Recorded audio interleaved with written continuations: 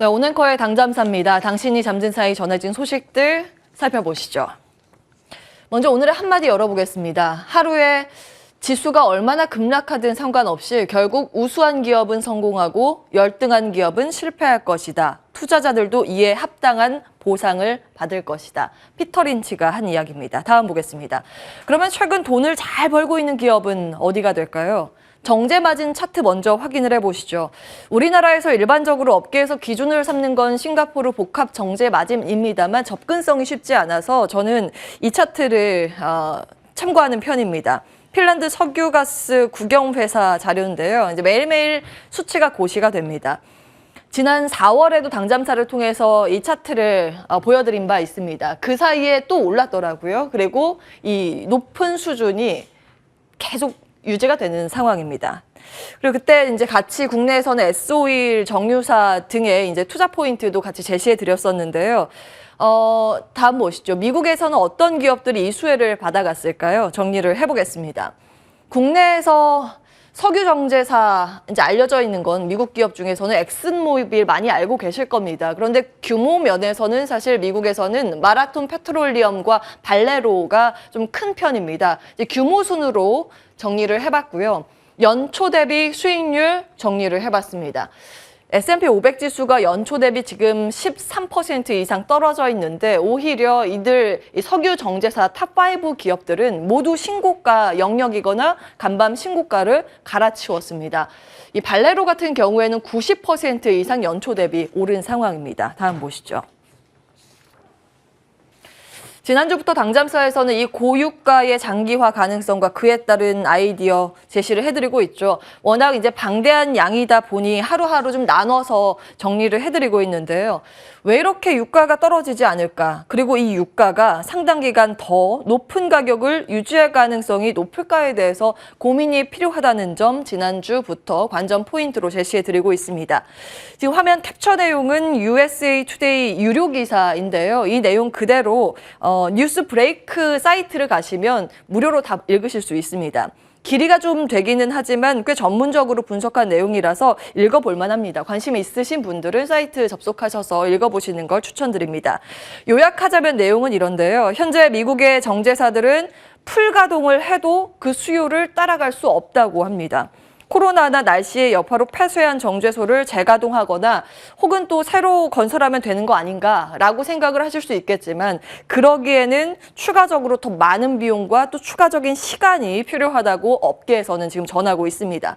사실 지금 일반적으로 알려진 거는 공급으로 인한 문제라고만 알려져 있는데요. 최근 그동안 투자가 부족했던 정제시설이 없어서 부족해서 고유가가 당분간 더 지속할 가능성이 대두되고 있습니다. 여기에 중국도 지금 봉쇄가 풀리고 있기 때문에 중국에 대한 수요까지 유가를 끌어올리는 영향입니다. 다음 보겠습니다.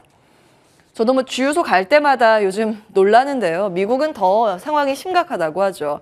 자, 위쪽은 비축유를 방출하면서 이 전략 비축유의 흐름 체크를 하실 수가 있는데 80년대 이후 지금 가장 낮은 수준까지 떨어져 있습니다. 그리고 빨간 라인 보시면 이제 원유 재고인데요. 이것도 요즘 많이 좀 빠져 있는 상황이죠. 2015년 이후 지금 바닥을 보이고 있는 상황입니다.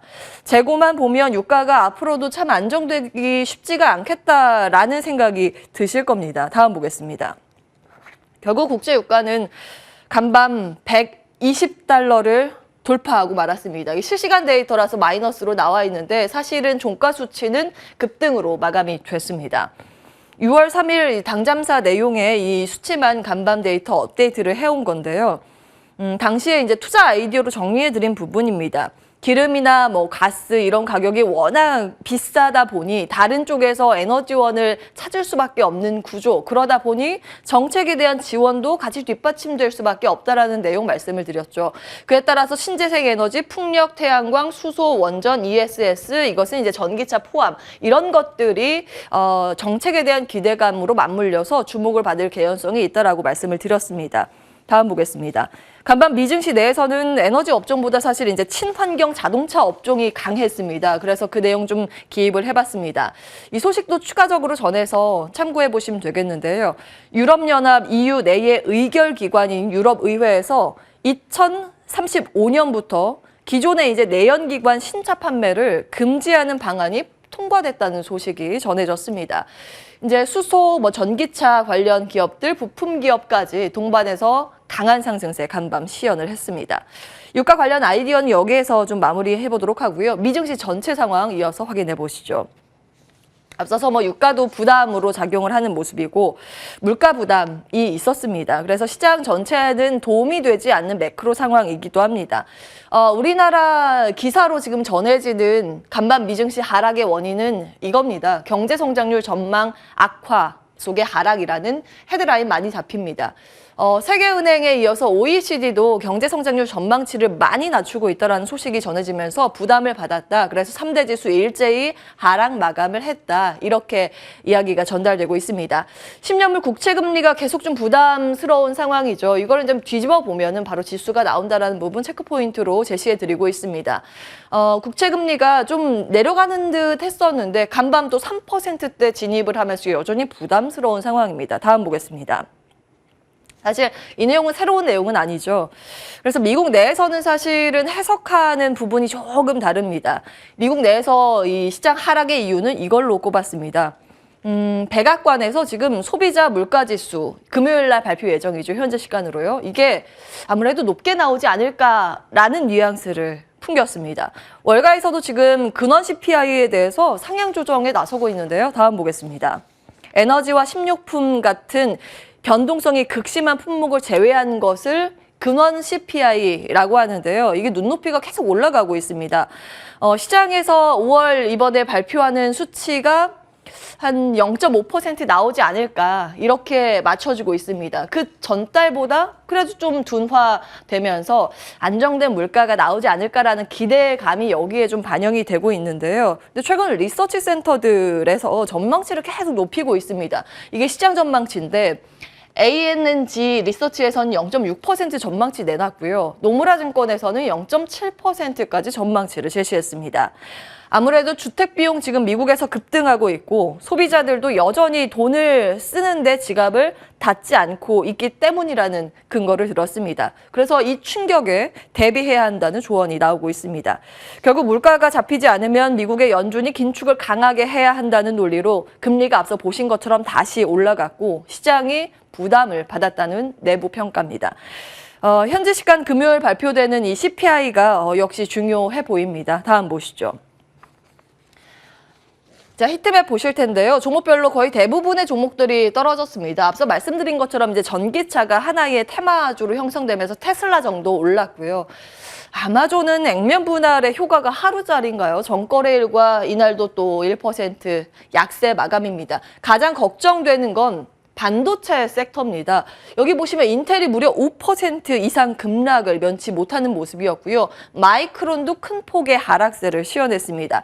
인텔에 대해서는 이제 인텔 회사 측에서 이렇게 이야기를 했습니다. 지금 글로벌 경기가 둔화되고 있기 때문에 반도체 칩 수요도 감소하지 않을까라는 언급이 나오면서 줄줄이 관련주들 끌어내리는 모습이었습니다. 필라델피아 반도체 지수도 아무래도 크게 떨어졌기 때문에 우리 시장 이 영향권에서 출발될 것으로 관측이 되고 있습니다.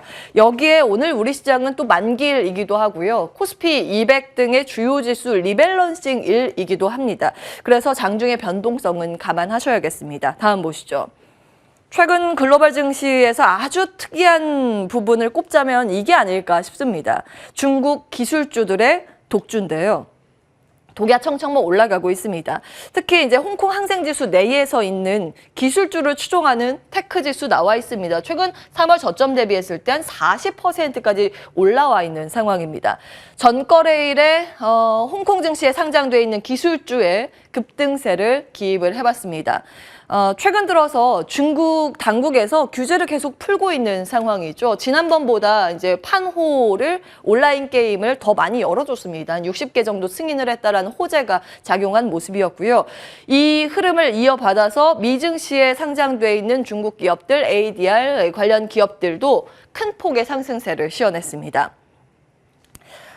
최근 보면요. 미국이나 뭐 유럽 같은 경우에는 통화 긴축에 대해서 견지하고 있는 상황인데 중국은 정반대로 유동성을 확대하는 뭐 금리를 낮추거나 시장에 좀 부담을 줄여주는 쪽으로 정책 방향이 맞춰져 있고요. 이런 규제도 하나하나 풀고 있는 상황입니다. 여기에서 하나의 이제 체크 포인트로 10월에 당대회를 앞두고 있어서 아무래도 그 전까지는 중국 정부가 이렇게 시장 친화적으로 눈치를 보지 않을까라는 기대감이 있고요. 조금 더 확장해서 보자면 국내 증시의 영향은 무엇인가?